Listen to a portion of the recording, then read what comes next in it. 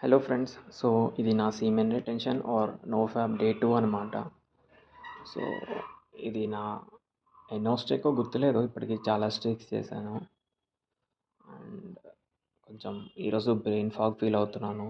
And low energy brain fog అనమాట. It will take some time అనమాట to improve at least 10 to 15 days for energy levels increase అవ్వడానికి 10 to 15 days పడుతుంది. And brain fog పోవడానికైతే 3 to 4 days, ఒక 5 days అనుకోండి.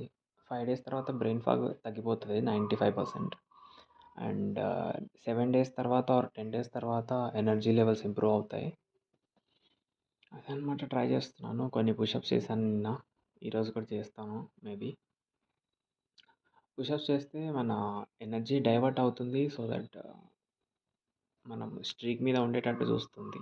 Push-ups కానీ, any physical exercise కానీ, walking are running like that. Walking కూడా చేస్తాను, పుషప్స్ అయితే మెయిన్లీ పుషప్స్ చేస్తాను నేను. అదే ఫ్రెండ్స్, మీది కూడా మీ జర్నీ ఎలా ఉందో కామెంట్ సెక్షన్లో చెప్పండి. ఎవరు ఫ్యాప్ చేయకండి friends, that is very injurious to health అనమాట. అదే నా మెసేజ్.